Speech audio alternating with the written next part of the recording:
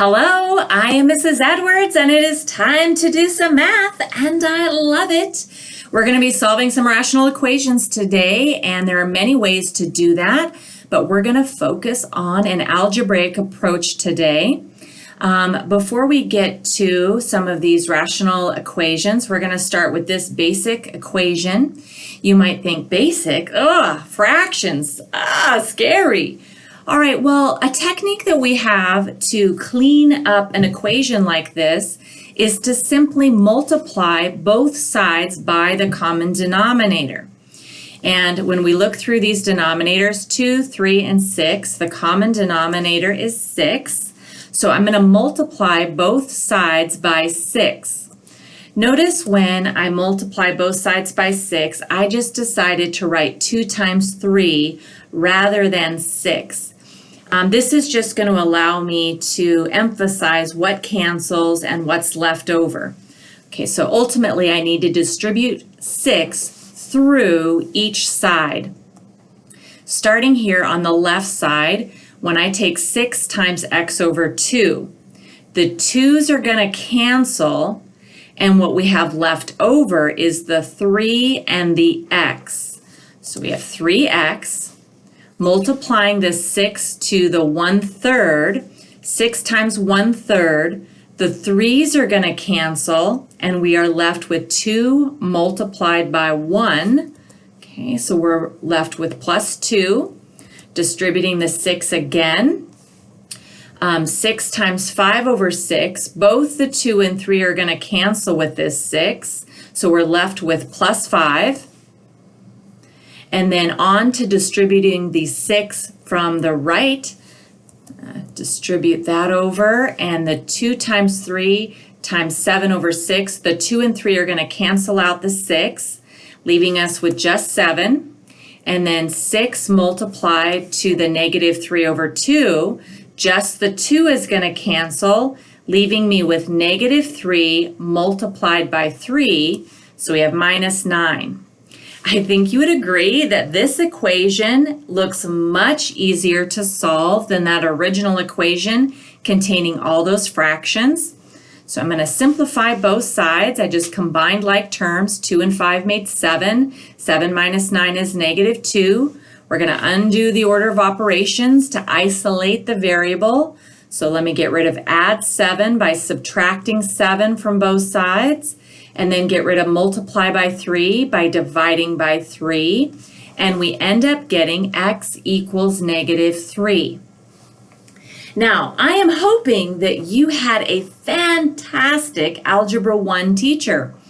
And if you had a fantastic Algebra 1 teacher, you likely thought that they were a little bit mean because they made you substitute in the answer that you got back into the original, and you're looking to get both sides equal to each other. And if that was the case, then you're like, okay, I know I have the right answer.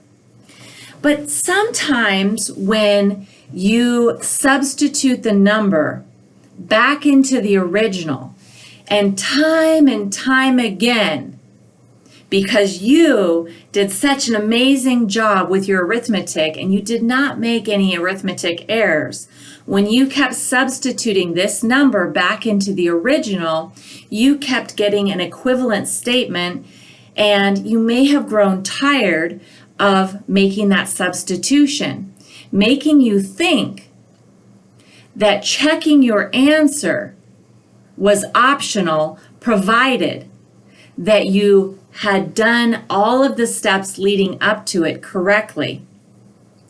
Okay, it is true, and I want to make sure that I clear up for you, when is substituting a number that you get as a solution back into the original optional or mandatory?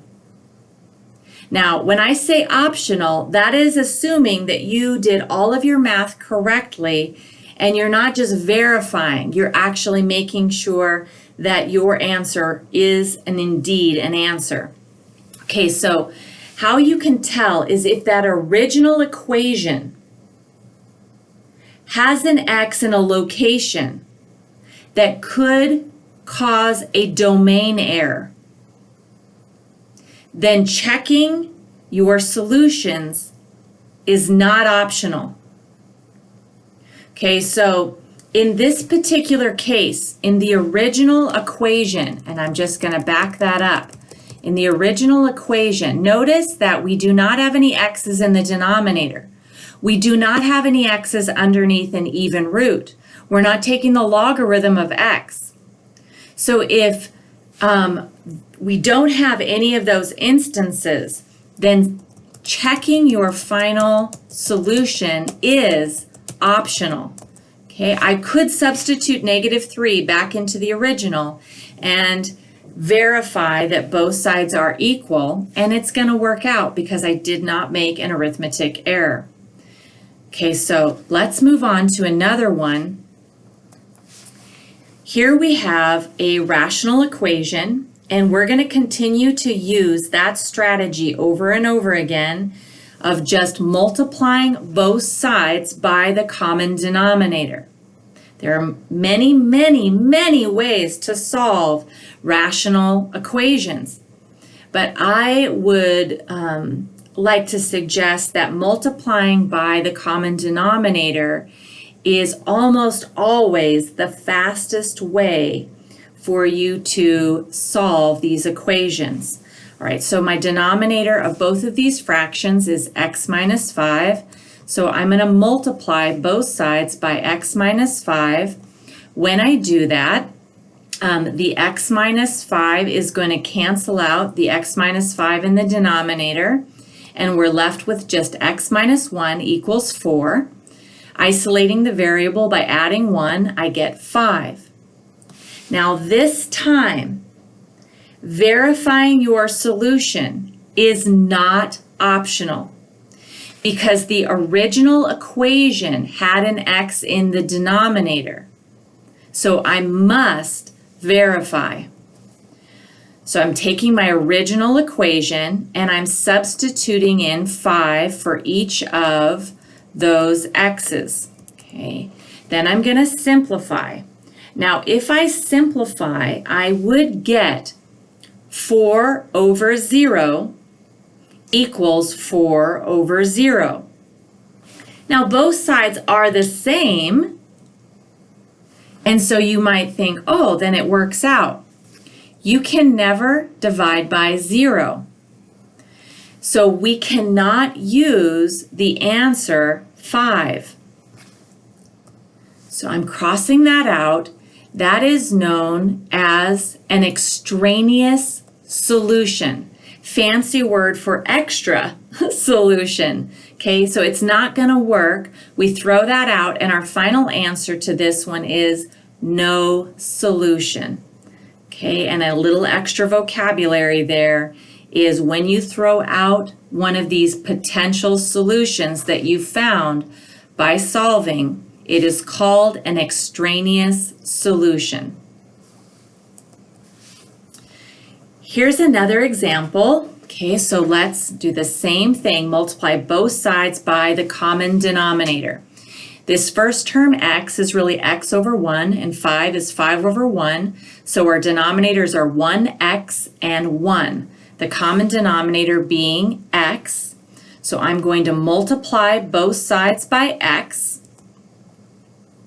And when I distribute, okay, x multiplied by x, or x multiplied by x over 1, that's just x squared. Distribute the x again. When you multiply x times 6 over x, the x's cancel, and you're left with just plus 6. And on the right side, x multiplied by 5 is 5x. Now the equation looks much easier to tackle, and I'm going to move everything to the same side equal to 0 because we have an x squared. Okay, so I subtracted 5x. My options for solving this quadratic, I could use the quadratic formula or I could factor. This one does factor, so I went ahead and factored. When I set each piece equal to 0, I end up with x equals 2 and x equals 3. Again, The original equation had an x in the denominator. So that tells you that checking your answers is not optional. So I'm going to go back to my original equation and check each one. So let's start here with checking 2. When I substitute in 2, I end up with 2 plus 3 equals 5, and 5 does equal 5. So x equals 2 is indeed a final solution. I want to do the same thing with 3. So I substitute in 3, and I end up with 3 plus 2, and 5 does equal 5. So yes, x equals 3 is a final solution. It worked out this time. We were good, but it does not always happen. So if there is an x in the denominator, you must verify your solutions. Here we have another one. Okay, so we're going to stick with that strategy, multiplying both sides by the common denominator. X minus 5, and we have a times 3 and a times x. All of those are unique, so we need to multiply by all of them. Our common denominator then is 3x times x minus 5. If I multiply both sides by the common denominator, they're on the left-hand side. When I multiply all this together, this 3 over x is really over 1. X minus 5 is over 1. So the x minus 5's cancel. And on the left side, we are left with 3x times 2. On the right-hand side, the 3x cancels, and we're left with 7 times x minus 5. Simplifying each side, the left side, 3x times 2 is 6x, and then distributing the 7 through, we get 7x minus 35. Then I'm going to move all my x's to the same side, so I subtract 7x, and I get negative x equals negative 35. Next, I could divide both sides by negative 1. You could also think of it as multiplying both sides by negative 1. And I get x equals 35. Because my original equation has an x in the denominator, verifying this solution is not optional. So I'm starting off with that original equation. Let's go in and replace each of the x's with 35. Let's simplify each side. So when I simplify, 35 minus 5 is 30. 3 times 35 is 105. I'm not solving, I'm just simplifying each side. And then this fraction, 2 over 30, 2 fits into both of those, and I get 1 over 15. On the right side, both 7 and 105 are divisible by 7. So we get 1 over 15. 1 over 15 equals 1 over 15. So true statement and no domain issues going on. So our final answer is 35. Now, I think it is worth saying, even though I am emphasizing that multiplying both sides by the common denominator is usually the fastest way to solve. One way that sometimes can be faster is if you have one fraction equal to one fraction, then multiplying those diagonals and setting them equal to each other is a shortcut occasionally. Now, I'm not saying it is a shortcut every time. Now, in this instance, if you multiply 2 times 3x, there's that line right there. And if you multiplied 7 times x minus 5, we're right there. See how we just got back to that same line, but it is a different way of thinking about it. Setting those diagonals equal to each other, I will warn you, is not always faster. And that only works when you have one fraction equal to one fraction. Okay, so here we have another one. And the common denominator there is x minus 2. So I'm going to multiply both sides by x minus 2. So those denominators cancel. I'm left with x squared plus 4. I square root both sides. Remember, when you square root, you get the positive and the negative. So my answers right now are positive and negative 2. This original equation had an x in the denominator. So checking your answers is not optional. So I'm going to write down the original equation and replace the x with negative 2, just checking negative 2 first. And I end up with 4 over negative 4 equals 4 over negative 4. And yes, negative 1 equals negative 1. So I just simplified both sides, making sure they are equivalent to each other. And so I can say that for sure x equals negative 2 is a solution. If we replace the x's with 2 to check the other possibility, we end up with 4 over 0 equals 4 over 0.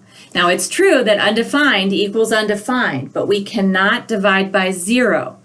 So since we cannot divide by 0, that means that our potential answer there, x equals 2, is actually not an answer to this equation. And it's known as an extraneous solution. So the only answer here is x equals negative 2. Going back really quick, just because I introduced that idea of the shortcut of multiplying the diagonals. If you did multiply the diagonals in this one, x squared times x minus 2, and 4 times x minus 2, you're going to end up getting a term when you take x squared times x minus 2 of x to the third minus 2x. Now all of a sudden the equation is containing an x to the third power, and when you have an equation where the x is to a higher degree, solving the equation takes even more time. So I just wanted to point out that this would be a good example of where the multiplying the diagonals set equal to each other would not end up being a shortcut. It doesn't mean that it wouldn't work out in the long run, and you would still verify your solutions and throw some out. Okay, so here we have one more, and this is where our common denominator maybe is not as obvious. So I'm going to rewrite x squared minus 25 as x plus 5 times x minus 5. I'm not multiplying both sides by every single denominator there. I'm not going to multiply by x plus 5, x minus 5, and x squared minus 25. The common denominator there, we only need one of these x plus 5s and one of these x minus 5s. So multiplying by the common denominator, I'm multiplying by just x plus 5 and x minus 5. I'm going to distribute. Okay, and when I multiply the x plus 5 times x minus 5 times 2 over x plus 5, the x plus 5's cancel, and we're left with 2, and we're left with x minus 5. Distributing to the next piece, x plus 5 times x minus 5 times 1 over x minus 5. This time the x minus 5's cancel, and I'm left with plus 1 times x plus 5. In other words, just plus x plus 5. You want to be a little careful there, because if this was minus, you want to make sure you distribute that negative all the way through. So that's why I went ahead and said plus 1 times to emphasize that you do need to distribute, especially if there was a negative. Okay, distributing that on the right side, both the x plus 5 and the x minus 5 cancel, so all we have left is 16. This equation looks a lot easier to tackle now. So let's simplify that left side by distributing the 2 through and technically the 1 through. Combine like terms, 2x and x make 3x, negative 10 and 5 make minus 5. And then undo the order of operations. So let's get rid of minus 5 by adding 5. Get rid of multiplying by 3 by dividing by 3. And we have the solution 7. The original equation contained an x in the denominator. So verifying by substituting 7 into the original is not optional. You have to do it. So let's go ahead and algebraically check. And if I replace each of these with 7 and simplify, okay, we end up with 2/12 plus 1 over 2 equals 16 over 24. I know that I could simplify and make this 1 over 6, and I could make this one, I could divide both by 4. I don't want to do that. I just want to know that the two sides are the same. So it seems easier to me to just combine 2 over 12 and 1 over 2 by finding a common denominator. And so I multiplied 2 over 12 by 2 over 2 and 1 over 2 by 12 over 12. Now that we have that common denominator, 4 over 24 plus 12 over 24 is 16 over 24. Now you have, at a minimum, you guys have a scientific calculator. So please, please feel free that once you have substituted that number in, to just use your scientific calculator to add 2 over 12 plus 1 over 2 and let your calculator get a solution and just make sure that both sides match. You don't have to do that by hand. All right, but we did just verify, so x equals 7. Last example, I promise. The reason that I want to do this one last example is because students often, when they want to multiply both sides and get rid of denominators, they just multiply by every single denominator that they see, rather than the least common denominator. Okay, so that would make this, all the fractions would go away, but then all of a sudden the terms that we would have left would have x to a very high degree, and now the problem is more complicated for a different reason. So let's focus on the common denominator there. Just looking at the numbers, those coefficients only, 8, 2, and 4. The common denominator there is 8. Because 2 is just 2, 4 is 2 times 2, and 8 is 2 times 2 times 2. So the 2 is definitely part of the common denominator, and we have the highest degree on 2 is degree 3. So 2 to the third is 8. That is our common denominator. Okay, and then on x, we have an x, we have an x to the second, and we have an x. Each one of those is made out of just x, but the highest degree is x to the second. So that is a part of our common denominator. Okay, so let's multiply both sides by 8x to the second power. I'm going to write 8x as 2 times 2 times 2, and then the x squared, is times x, just to make it easier to see what should be canceled. When I distribute, okay, this 2, 2, 2 is going to cancel with 8. One of those x's is going to cancel with the x there in the denominator. So what we have left is a 3 and an x. Okay, so we have 3x. Distribute 8x squared to the next one. All right, when we distribute this time, one of these blue 2's is going to cancel with that 2 in the denominator. And then x times x out here in blue is going to cancel the x to the second in the denominator. And so what we have left over is 2 times 2, and then technically times that plus 1 there in the top. So we end up with just plus 4. Let's distribute again. Okay, the two of those blue 2's, 2 times 2 is going to cancel with that 4. And so what we have left is 2, the blue 2, times x times 5. So that gives us 10x to the second. Now let's distribute the 8x to the second through the right side. When you distribute, okay, 3 over x, the x there in the denominator is going to cancel with one of those blue x's. That's the only thing that cancels. So we still have 2 times 2 times 2 times x times 3. So we have 24x, and then distribute again. Nothing cancels, so we just have 1 times 2 times 2 times 2 times x, and we have 8x to the second power. Okay, in our equation, we now have an equation where the highest degree is x to the second. So we're just going to move all the terms to the same side and set it equal to 0. So I will subtract over 24x and I will subtract over 8x squared. So here we have it.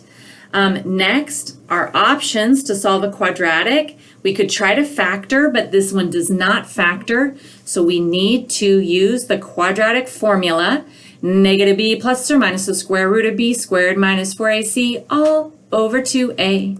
All right, so I substitute 2 for a, negative 21 for b, 4 for c. I'm going to simplify that radicand, negative 21 squared minus 4 times 2 times 4. Please let your scientific calculator help you. You can do it in your head and then verify. That's fine if you want to practice your skills. I like it. Don't lose those skills.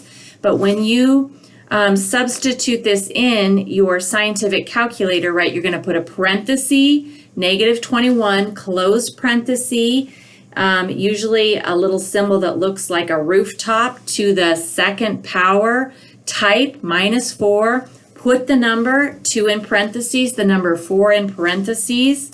Okay, and we're going to get 409. Minus 21 is just 21.